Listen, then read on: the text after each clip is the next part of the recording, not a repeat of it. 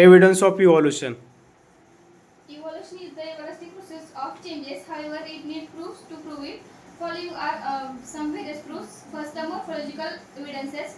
Various similarities in characters like structure of mouth, position of the eyes, structure of mouth and ear pinna, and thickly distributed hair on the body are seen in animals. Similarities in characters like leaf, leaf, leaf shape, leaf petal, leaf venaceae. These are occurs in the case of plants.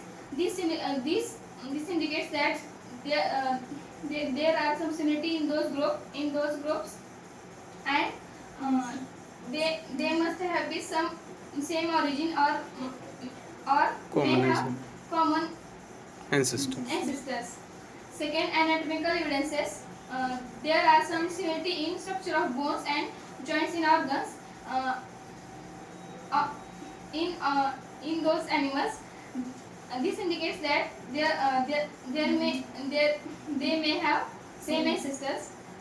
Third, vestigial organs degenerated or underdeveloped. Useless organs of organisms are called as vestigial organs.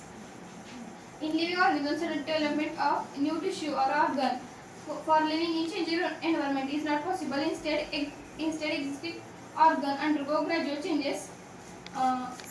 Mostly a specific structure in the certain situation is useful. However, same structure under different situation may become useless or even harmful. Such structure begins to degenerate under such situation as per the principle of natural selection. Such organ, though non-functional in certain organism, it may be functional in other organism. That is, it is not vestigial to other organism.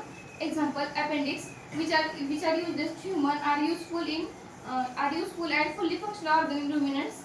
And similarly, muscles of ear pinna, which are useless to human, are useful in monkeys for movement of ear pinna. Fourth, paleontological evidences. Large number of organisms get buried due to disaster like flood, volcano, earthquake, etc. Remnants and impressions of such organisms remain preserved underground. This is called as fossils. Study of fossils is an important aspect of study of evolution.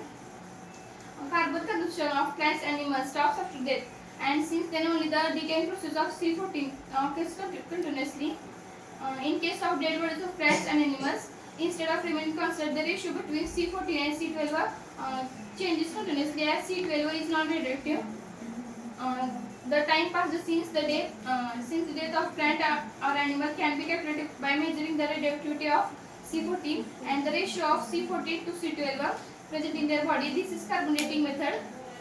It is used in paleontology and anthropology for determining the age of human fossils and manuscripts. Fifth, the connecting links. Some plants and animals show some morphological characters by which they can be related to two different groups. Hence, they are called as connecting links. Example: in Peripatus, characters like segmented body, thin cuticle, and parapodial-like organs are present. Similarly, these animals show passive respiration and open circulatory system similar to arthropods. This indicates that Peripatus is the connecting link between annelid and arthropoda. Similarly, duck-billed platypus lays egg like reptiles but show relationship with mammals due to presence of mammary glands or hairs. Lungfish perform respiration with lungs irrespective of being fish. All these examples indicates that mammals are evolved from reptiles and amphibians from fishes. Sixth, embryological evidences. Comparative study of embryonic development stages of various vertebrates shows that all embryos show extreme similarity during initial stages, and those similarities decrease gradually. Similarities in initial stages indicates that they have common origin.